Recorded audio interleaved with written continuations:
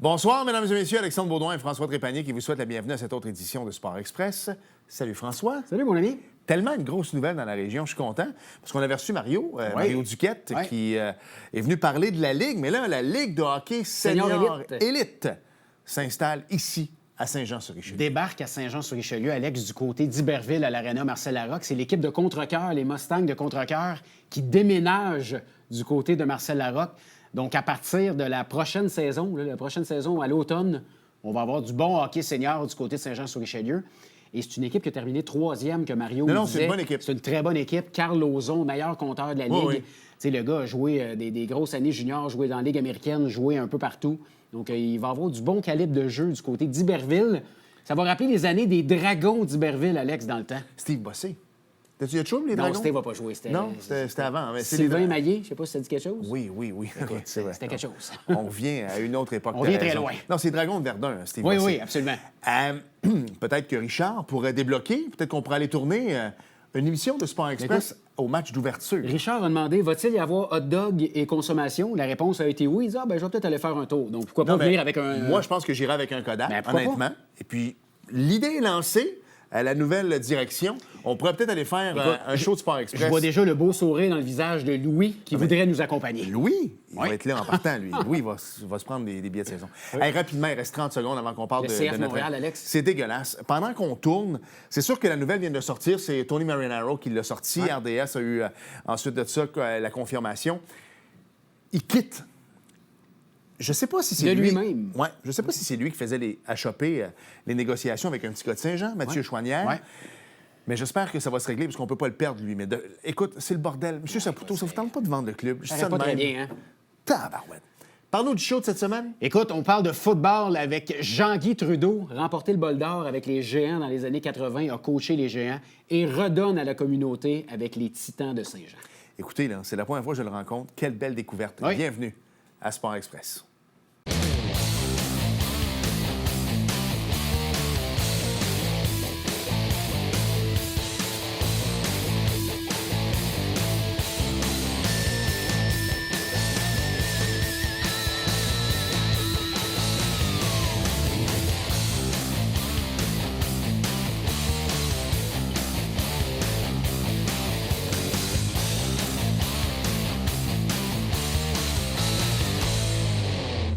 François, on reçoit une légende cette semaine, Absolument. quelqu'un qui est dans le football depuis longtemps, un grand sportif dans la région, Oui.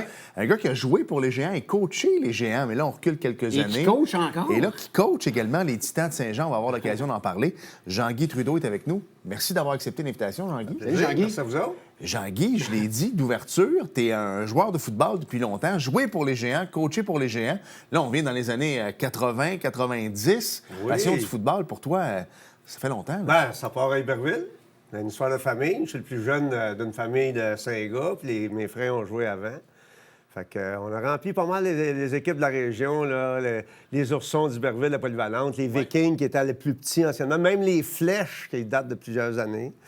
Après ça, les Flèches, ça date pas d'hier. Les Obélix qui étaient à Saint-Jean-Iberville dans le temps, là, qui étaient mélangés. Puis ensuite de ça, les Géants. Fait que mes frères ont passé tout là. Fait que secondaire 1, secondaire 5, j'ai joué à Iberville, à la Polyvalente, puis j'ai pris une petite pause entre le cégep puis la Polyvalente, mais après ça, l'envie de continuer à jouer au football, le fait de moi que j'ai retourné jouer au cégep, puis je suis sorti de là avec un diplôme. Fait que c'est fort, le football. Ah ouais. Ben, souvent, on va en parler plus tard, mais c'est vrai que le football garde beaucoup d'étudiants Ah, ben oui. en vie. Hein? On va en parler un peu plus tard, mais je veux qu'on revienne parce que tu parlais de famille. Tu sais, on jase souvent ici que des fois, de pratiquer juste un sport, c'est un petit peu...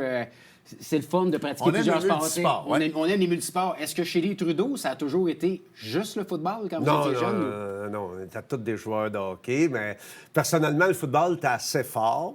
Je jouais pas du hockey élite comme j'ai joué du football. Fait que je jouais au football jusqu'à la fin de la saison. Et après ça, ma saison de hockey commençait. Okay. Mais on a tous joué au hockey chez nous. Aujourd'hui, je joue au pécule, je fais du vélo. Je joue encore au hockey 2 fois par semaine. Fait que ça, on fait du yoga beaucoup pour mettre ça un peu plus lousse, le corps. Souple un peu. On n'a pas, nous autres.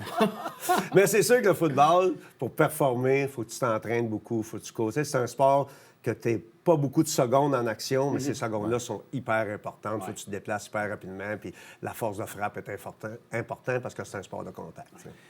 Les Alouettes ont gagné la Coupe Grey l'an passé, mais avant ça, il y a comme eu un creux de vague. Dans les années 2000-2010, c'était un peu mieux, mais dans tes années à toi, les Alouettes, c'était fort. Il y a eu les Concordes également, dans le sens que je me souviens même que des joueurs de la NFL venaient jouer dans les Canadiennes. Il y en avait qui étaient mieux payés que dans la NFL il y a eu un certain temps. Comment se portait le football dans ces années-là, ici à Saint-Jean? Parce que je sais que le sport était très fort, le baseball, le hockey. Comment se portait le football dans les années 70, 80, 90? Moi, j'ai joué dans les années 80 au Géant. Ouais. C'est sûr qu'on n'a pas les installations qu'on a aujourd'hui. Non, ça, c'est sûr. Nous, le terrain était tellement désuet au cégep qu'on jouait à Piqueur, à Chamois-Normandie-Rasco. C'était plein. On avait toujours 400-500 personnes sur des petites estrades de 3 ou 4 étages, là, parce qu'il n'y a pas de place. Mais on finissait au Bol d'Or qui était au Stade olympique. J'ai gagné le Bol d'Or 2 ans au Stade olympique 84-85. Sur un terrain synthétique qui devait être dégueulasse.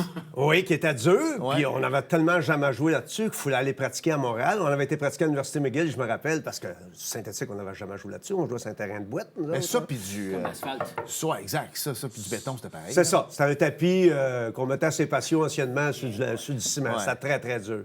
Mais c'était pas grave. C'est l'ambiance qui était là. Tu sais, quand tu as 17, 18, 19, 20 ans, puis tu joues au Stade olympique, c'est vraiment au bout. Là. Je veux que tu nous parles un peu de ces années-là avec les Géants, parce que, tu sais, veux pas, nous, on a reçu Alexandre Vendette, Alex Surprenant, Jean-Philippe Bégin maintenant. Et une des choses qu'on nous parle le plus, c'est l'esprit de famille des Géants, que même les anciens Géants, t'en fais sûrement partie, vous êtes encore au match pour aller encourager. Il y a comme une espèce de club des anciens que vous êtes toujours là, même encore aujourd'hui. Les Géants commençaient en 69, puis dans le milieu des estrades au stade, au cégep, il y a une section qui est réservée aux anciens. Puis je vous dirais, les anciens les plus solides, c'est les premières années. Les années 70, 71, 72. Ils sont pas jeunes, là? Non, c'est ça, là. Jean Patnaud, Jean Dion, Gaétan Martin. C'est tous des gars qui ont joué dans le début des années 70, c'est fort au bout. Puis dans mon temps, c'était pareil. Encore, les anciens, on va se présenter là, puis on se rappelle nos bons souvenirs. Puis pourquoi je coach Jean-Tistet? C'est parce que moi, j'ai coaché des jeunes, là, 30, 35 ans, qui sont venus me chercher. « Hey, coach! » Ils m'appellent encore « Coach! » Là, je dis « Hey, coach, j'aimerais ça que tu reviennes avec nous autres. » Bien, c'est ça, l'esprit de famille du football. Moi, j'ai pas retrouvé ça ailleurs. Fait que je suis retourné coacher à ma retraite. Ça va être ma 2e année avec les Titans. Fait que Patrick Léger, qui est mon coordonnateur, c'est lui qui est venu me chercher avec Patrick C, qui coachait en chef l'année passée. Fait qu'on a encore beaucoup de plaisir. Puis Michel Choquette, que je t'ai parlé dernièrement, qui a 79 ans, coach encore avec les Titans, qui est un passionné. Il a gagné des bols d'or comme coach des Géants. Géants. Il en a gagné une panoplie, c'est sûr, certain. Parle-moi un peu de l'évolution du sport, parce que tu joues le football depuis énormément d'années. On ne reviendra pas sur les commotions cérébrales, parce qu'on en a fait pas mal le tour. Puis c'était important qu'on en parle également. Mais c'est fou comment le sport a évolué au cours des 40 dernières années. Hein? Toujours été impliqué au football comme coach, comme arbitre, comme joueur. Puis moi, j'ai pris une pause parce que j'étais un cow-boy dans ma vie. C'est pas mal avec les chevaux. Un vrai cow-boy, là. Oui, un vrai cow-boy. Il y en a des fois, je peux dire, Alex est cow-boy, mais il fait pas d'équitation. Non, vraiment pas, moi. Fait que j'ai pris une pause. On avait gagné le bol d'or Marieville, je pense, 2008-2009. Fait que j'ai pris une pause, là, jusqu'à l'année passée. Fait que je reviens coacher. Puis là, vous avez parlé de Bégin, là. Donc, je reviens coacher l'année passée. J'ai joué dans les années 80. J'ai coaché dans les années 90, début 2000. On frappait, parlait de commotion, frappait énormément avec le casque. Frappait pour faire mal à l'époque. Oui. Puis j'ai coaché comme ça. C'est comme ça que j'avais été monté. Fait que là, Bégin vient avec moi sur le terrain. Puis moi, je veux qu'il fasse sa pratique. Là, sans le connaître, je l'ai vu évoluer au Rouge et Or parce que j'étais un maniaque du football amateur, du football scolaire. Fait que là, il me dit, ben là, ça a changé pas mal. Suite à ça, on s'est rencontrés. C'est un gars qui est ouvert, qui nous ouvre son bureau. Et là, je suis allé suivre des cliniques, puis il en a donné des cliniques. Puis là, je me suis informé, il m'a donné plein d'informations. Le football a beaucoup changé. Mais ça a changé, mais les bases sont encore là. Oui. On est-tu capable de bloquer? On est-tu capable de plaquer? On est-tu capable de se déplacer sur un terrain? Si on réussit ça, on va avoir une bonne équipe. Mais la manière de plaquer a changé. Il faut protéger notre tête parce qu'on veut que les petits gars fassent la saison complète. Parce que le football, un match de football sans blesser, ça n'existe pas. Non, exact. Mais c'est un sport physique. Je veux que tu nous parles de la transition, Jean-Guy, parce que tu as enseigné le football il y a plusieurs années. Et là, tu enseignes un nouveau football pour toi. Oui. Comment s'est fait la transition? Ça n'a pas toujours été évident parce que toi, tu avais tes manières de coacher. Oui. Ça a changé le football. Ça a là. changé.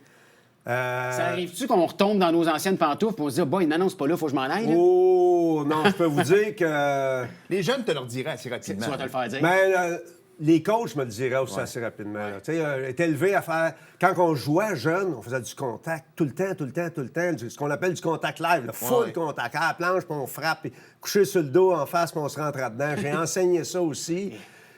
Puis là, on enseigne ça différemment. On protège notre tête. On frappe beaucoup sur des bagues. Fait que c'est pour préparer. Les contacts durent quelques minutes dans une semaine de pratique pour nous amener au match ultime. Et le match ultime, ça ne changera pas. Non. Le jeune va arriver 2, puis 3, puis 4, 5 sur le plaqué, puis on va dire aux jeunes de ne pas ralentir, de rentrer dans le gars. Mais au niveau des pratiques, on contrôle le contact, ce qu'on appelle live, le full contact. Ouais. C'est une petite période de la pratique. Tu as été joueur, tu l'as dit, tu as évolué quand même à un niveau remarquable au niveau du football. Tu as fait les géants, tu as gagné des bols d'or et tout ça. Les coachs t'ont beaucoup appris. Maintenant, tu es revenu dans le coaching en 2024, puis je trouve souvent qu'on n'écoute pas assez les jeunes, qui est la relève.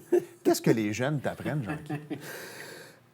Ce que je trouve le plus dur, les Titans, c'est une équipe civile. Ouais. Les jeunes n'allent plus à la même école. Nous autres, on a 6 écoles qui nous desservent. Nous autres, on peut aller jusqu'à Chambly, là, chercher des jeunes. Fait que l'esprit d'équipe, c'est hyper dur. Étant un joueur, moi, j'ai gagné des trophées esprit d'équipe souvent. Puis comme coach, je dis tout le temps que j'étais un coach cheerleader.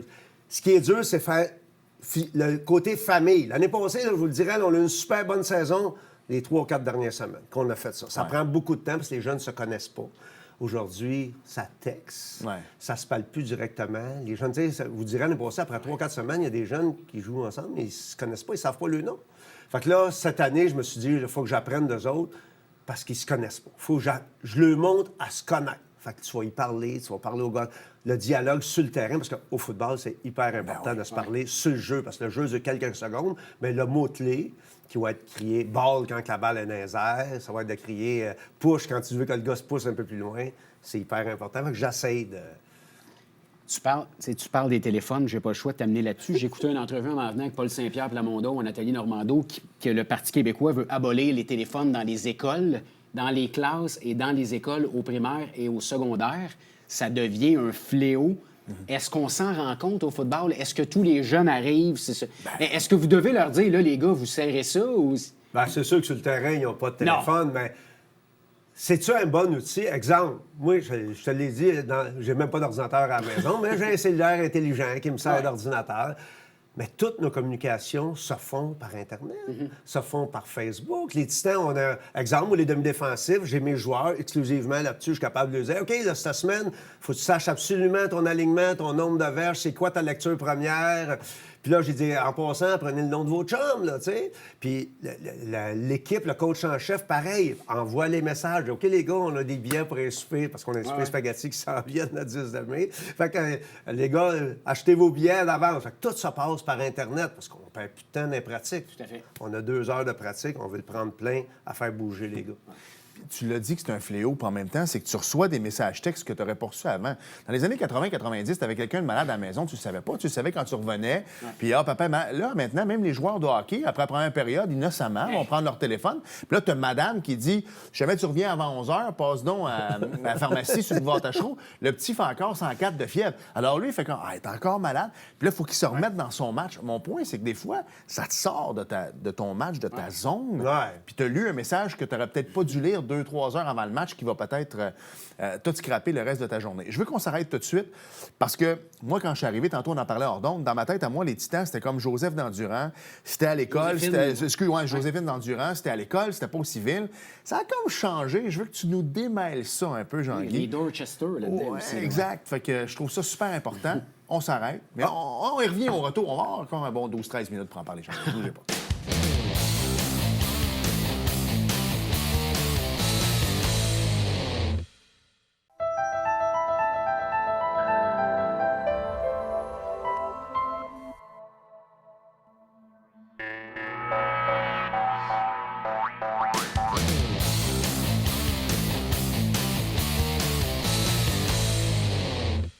Avant qu'on rentre vraiment dans le vif du sujet des Titans, il y avait une petite anecdote que vous aviez parlé hors d'onde, puis je trouvais ça intéressant pour l'émission. Moi, j'étais un gars de vélo. Depuis que je reste à Saint-Jean, parce que j'étais un gars qui est resté longtemps en campagne.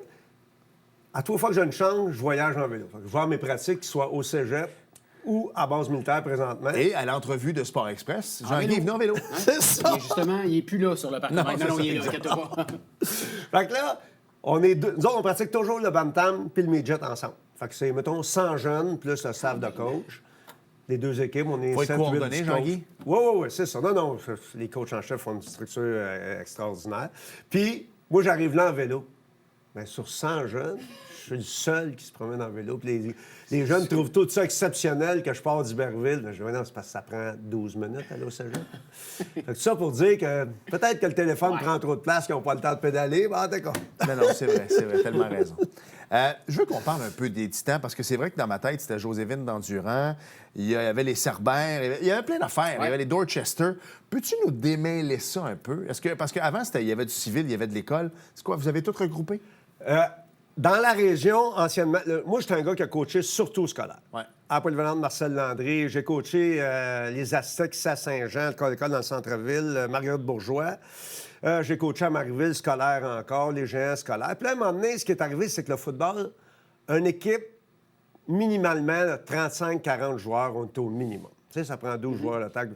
Fait que c'est devenu dur de trouver 40-50 jeunes pour jouer dans une équipe. Ce qui est arrivé à Joséphine d'Endurant.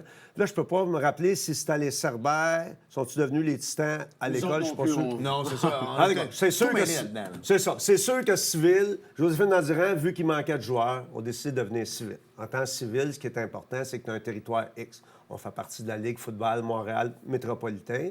Fait que c'est toute notre grande région ici. On va jusqu'à Chambly. Fait que notre bassin, nous autres, on a principalement 6 écoles qui viennent chez nous. Fait qu'on peut en avoir 5, exemple, des Frères Maris, 10 de Joséphine d'Endurant. Fait que on fait le même. Fait que nous autres, cette année, on a beaucoup de succès. On a une 60aine de joueurs. Puis, en venant civil, on commence à un très jeune âge. 7-8 ans. On a Moustique, Atome, Pee-Wee, Bantam, Midget. Fait qu'on a 5 équipes qui travaillent avec les Dorchester. Les 3 équipes plus jeunes s'appellent les Dorchester. Et puis les 2 plus vieilles, Bantam, Midget, s'appellent les Titans. Fait que ça donne la chance à plus de jeunes, peu importe l'école où ce qui va, de venir jouer au football. S'il y a un programme de football dans une école, on prend un exemple Marcel Landry, qui ont les Oursons, est-ce qu'un étudiant de Marcel Landry peut aller jouer avec vous autres ou il doit absolument passer? C'est une question. Là, tu as Je une voulais pas embarquer dans question quelque très chose. délicate. Non, mais Écoute, écoute, mais je connais pas la réponse. Pour avoir les Oursons, pas mal dans mon cœur, ben, j'ai joué beaucoup, j'ai coaché beaucoup. Mais les Oursons, c'est le même problème. La Ligue football scolaire a décidé que les Frères Maris et les Oursons, s'ils jouent ensemble, ils ne pourront pas participer dans les playoffs. Il y a des drôles de règlements. Fait que, je me rappelle d'avoir même, quand je coachais, limité le nombre de joueurs des Frères Maris parce qu'à un moment donné, ça remplissait la moitié de l'équipe. Puis l'équipement, ça coûte cher, le football, puis tout ça. C'est sûr que les Oursons juvéniles, il peut-tu venir jouer chez nous? La réponse, c'est oui. Est-ce que je vais en solliciter un? Jamais. OK. Mais c'est-tu possible? Puis c'est plate parce que c'est ça. C'est une équipe qui n'est pas facile de trouver 30-40 jeunes dans la polyvalente pour jouer au football. Fait que, puis c'est comme je vous dis, moi, pas parce que je coach pas là, c'est des anciens joueurs qui m'ont emmené au Titan. Non, absolument. C'est-tu facile de coacher au cégep avec un terrain exceptionnel? Les géants pratiquent après nous autres. Coach Bégin est là, le coach de DB est là, le coach de corps arrière est là. Moi, je m'en vais checker le pratique, je pogne toujours des drills. J'ai une interrogation, j'appelle coach Bégin, mais c'est Patrick Léger qui l'appelle. On se réunit tous les 4. Michel Chacun vient avec nous autres. On se fait un petit meeting, on y explique notre problème, puis il nous donne des pas de solutions pour notre niveau, parce qu'on s'entend qu'ils sont à un niveau supérieur. Tu sais, Jean-Guy, c'est un peu comme une équipe de hockey. Une bonne équipe va aller pratiquer au complexe Bell, à Laval, complexe Villarail maintenant, et que le Canadien pratique après. Tu as accès aux installations où tu rencontres. C'est ça. Nous autres, on a accès à tout l'équipement des géants, même si on en a, nous autres aussi. Puis, je vous dis, le football, c'est un sport qui est hyper dispendieux.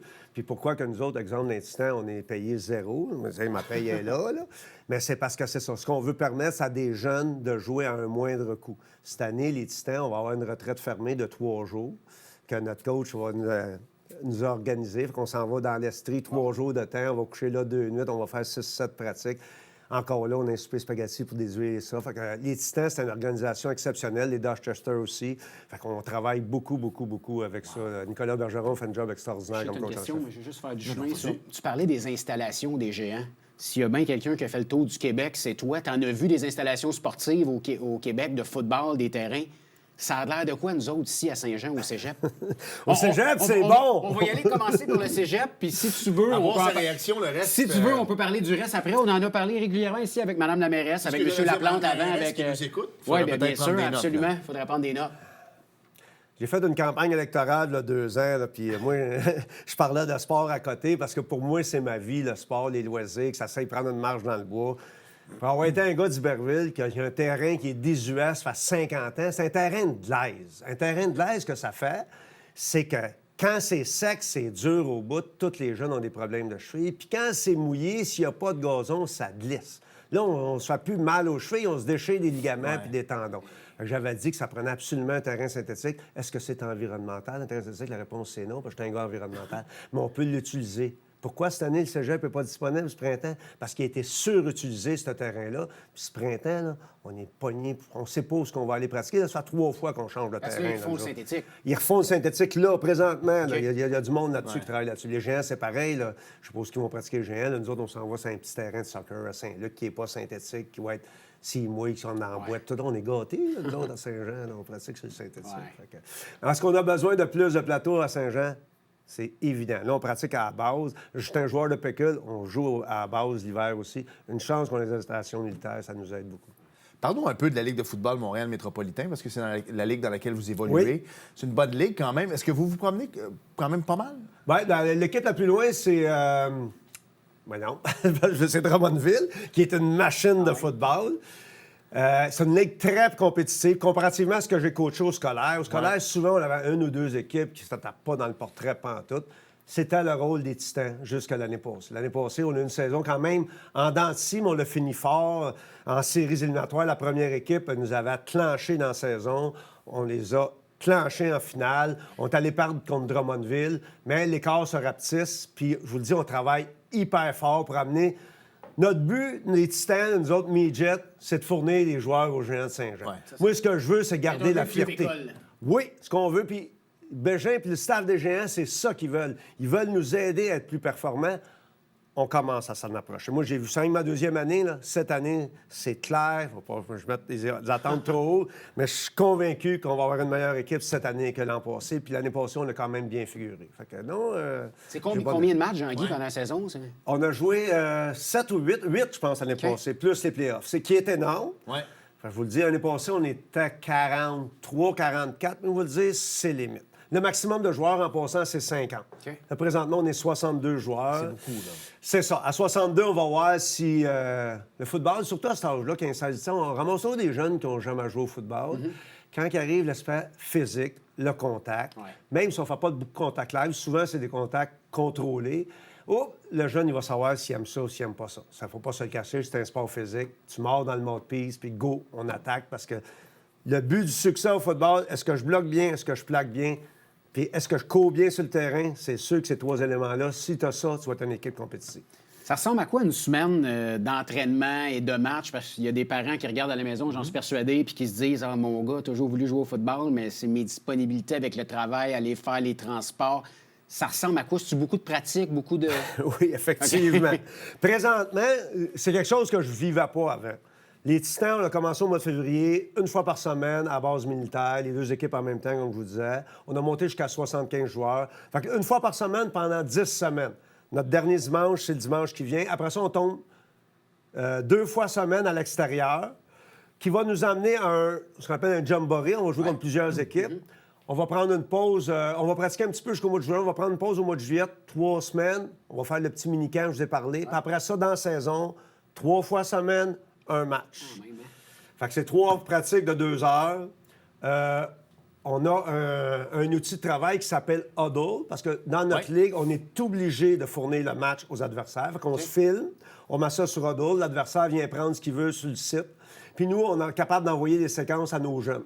Okay. Souvent, les jeunes ne le font pas, mais on a même un outil pour voir qui va voir. On le fait aussi dans nos chambres. Fait que dans la saison, 3 fois semaine, un match. Puis on s'entend que les études, c'est important parce que si tu veux poursuivre ta carrière dans le football, tu vas aller jouer au géant, tu vas aller jouer universitaire après, ça prend quand même des notes. Si on va aller rejoindre notre ami Soup à McGill, ça prend des notes. C'est ça. C'est important pour vous autres aussi de bien encadrer les jeunes là-dedans? Oui, on en parle tout le temps. Ben, c'est pas mon rôle à moi, là, mais le coach en chef parle tout le temps des études, que c'est important.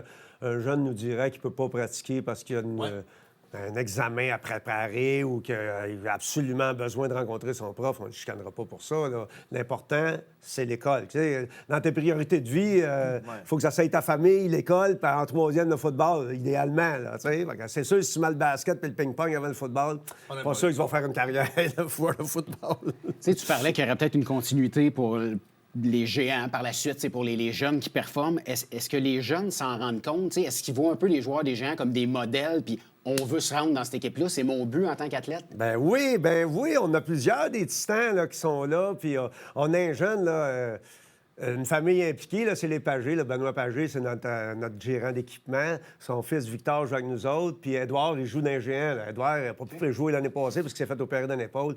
Il vient m'aider dans les pratiques, puis moi, je les invite à venir parce qu'au football, 10, 12, 15 coachs, c'est pas grave, parce que pendant que j'arrête la drill, pendant que je te parle pour te corriger, bien, les autres arrêtent. Fait que si on est 2, 3 coachs, ils pognent ceux qui sont en défaut, puis on les explique, puis on continue l'exercice.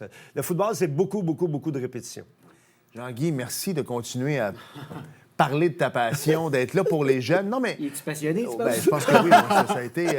on aurait pu continuer pendant des heures, mais les jeunes, c'est ce qu'ils veulent. Ouais. Ils veulent des modèles, puis ils veulent embarquer avec les gens qui veulent embarquer, justement. Absolument. Puis il n'était pas obligé d'être à la retraite. Là. Monsieur pourrait faire... Jean-Guy pourrait faire du vélo, lui, à longueur de la journée. Donc, moi, il est venu à vélo. Mais il est venu à vélo, il va au stade à vélo, Ouais. puis il redonne de sa passion aux jeunes.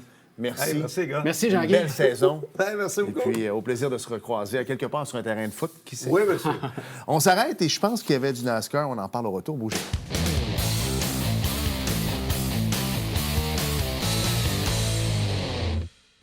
Nous sommes de retour à Sport Express. Alex, rapidement, avant de parler NASCAR, je veux souhaiter bonne fête à Claude Raymond, qui a eu 87 ans cette semaine. Bonne Alors, fête, c'était Claude. important de le mentionner. Bonne fête, mon cher ami Claude.